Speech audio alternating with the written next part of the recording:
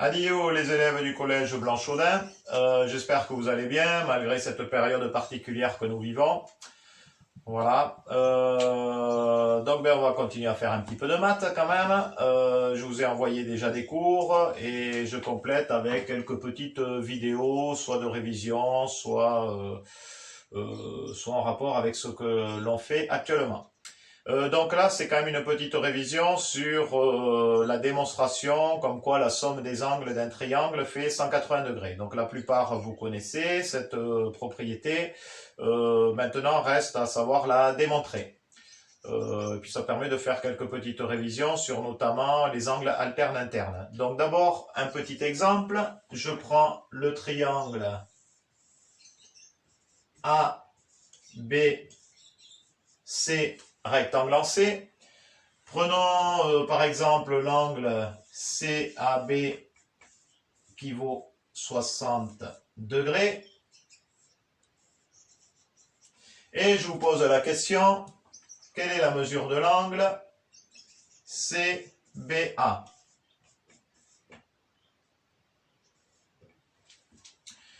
Donc là vous allez me dire, monsieur, on sait très bien que la somme des angles d'un triangle fait 180 degrés. Donc ici on a bien, je vous ai dit qu'on avait donc le triangle rectangle en C. Du coup là on a bien 90 degrés. 90 plus 60 égale 150. 150 pour aller à 180, il faut rajouter 30. Donc ce qui fait que la somme, donc l'angle CBA vaut bien 30 degrés. Ok, juste j'en profite dans le cadre d'une progression spiralée de vous faire une petite traduction en langage mathématique de ce problème. Alors, ce n'est pas du tout une obligation de résoudre ce problème tel que je vais l'exposer ici de cette manière-là, mais c'est bien de s'y habituer parce qu'après on pourrait tomber sur des problèmes un peu plus complexes qui nous obligerait à faire une traduction en langage mathématique, donc avec des variables et des inconnus, tout simplement pour arriver à trouver la réponse à la question posée. Et sans ça, on aurait des difficultés à trouver les réponses. Donc c'est bien de s'habituer toujours à faire ces traductions en langage mathématique pour par la suite, quoi. Alors, prenons par exemple, si je dis soit x. Alors j'aurais pu prendre A, B, C, D, mais c'est souvent X qui est choisi pour l'inconnu, pour donc la variable cherchée. Donc soit X, la mesure de l'angle, donc de l'angle CBA. Donc je pose X, la mesure de l'angle CBA. Et du coup, je vais traduire. Je vais dire qu'on a l'angle ACB. Décidément. ACB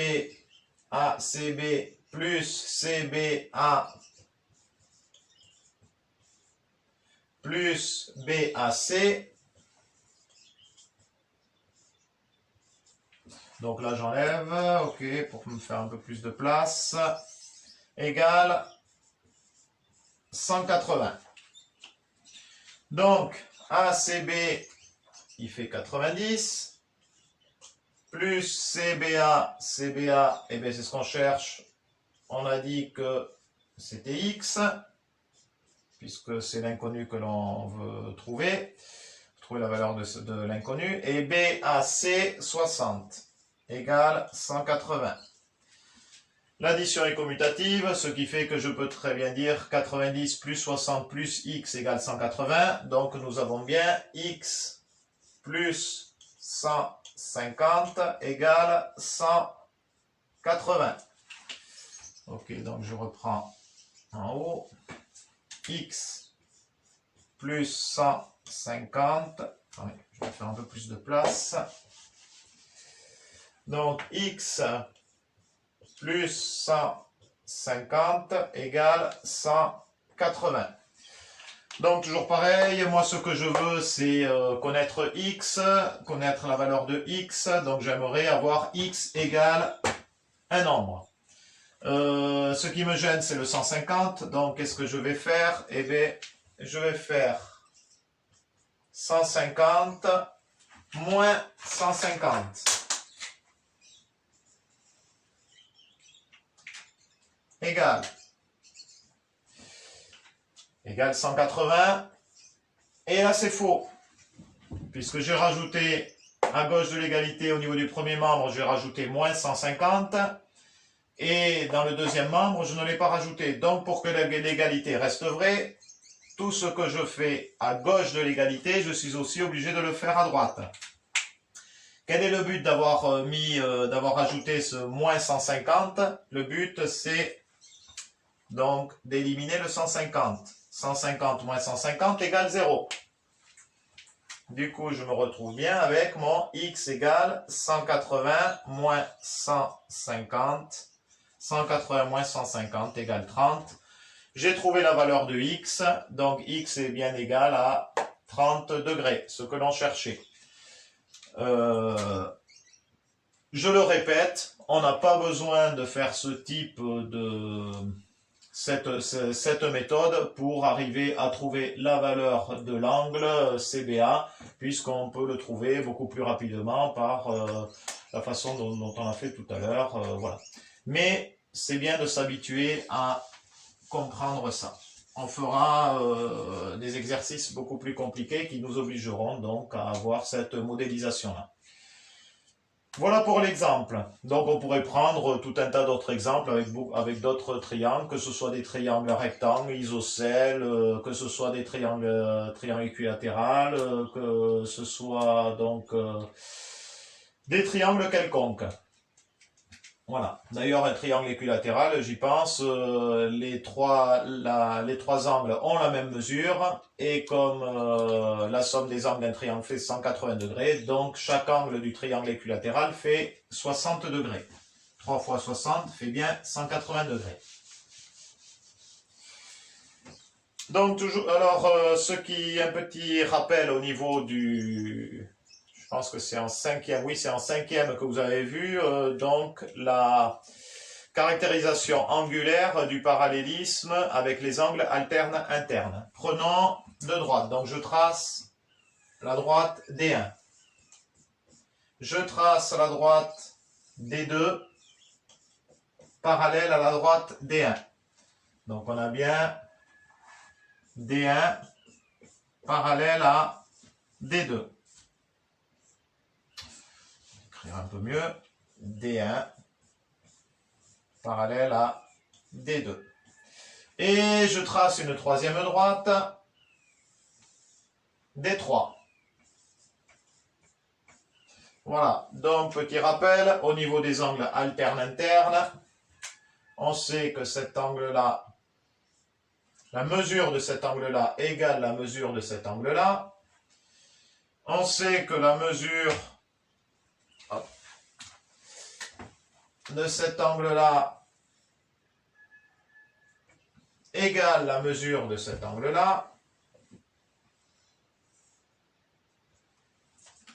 Et ici, on a des angles opposés qui ont la même mesure. Ici, les angles opposés avec la même mesure. Voilà. Donc ceci est un petit rappel qui va nous servir à démontrer comme quoi la somme des angles d'un triangle égale 180 degrés.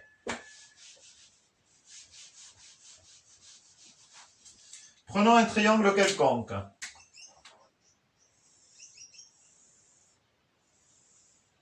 Toujours pareil. Attendez, je ne vais pas avoir la place ici. Je fais comme ça.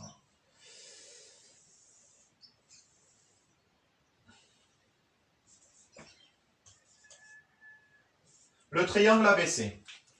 Je vais tracer la droite passant par A et parallèle à la droite CB. Donc voilà. Avis de Denas. Oula. Ok. J'appelle cette droite, par exemple, la droite delta. Donc la droite delta, petit rappel, est bien parallèle à la droite CB. Je vais prolonger la droite CA.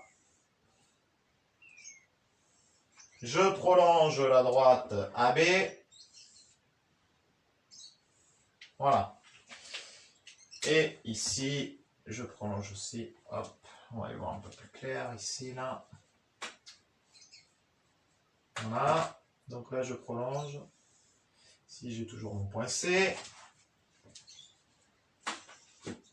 Et ici, je prolonge. Et là, j'ai mon point B. Donc ici, j'ai l'angle CBA. Ici, j'ai l'angle CBA. Donc, par rapport à ce que je viens de dire tout à l'heure, angle alterne interne, si ici, la mesure de l'angle CBA égale la mesure de l'angle situé ici. Voilà. Je vais prendre maintenant l'angle BCA. Pareil, par rapport à ce que je viens de dire tout à l'heure, au niveau des angles alternes internes, l'angle BCA a la même mesure que cet angle-là. Et inversement, cet angle-là a la même mesure que celui-là. Donc là, on a un premier angle, un deuxième angle, et le troisième angle du triangle, on va dire c'est celui-là. Voilà. On sait qu'un angle plat mesure 180 degrés. Donc, ici,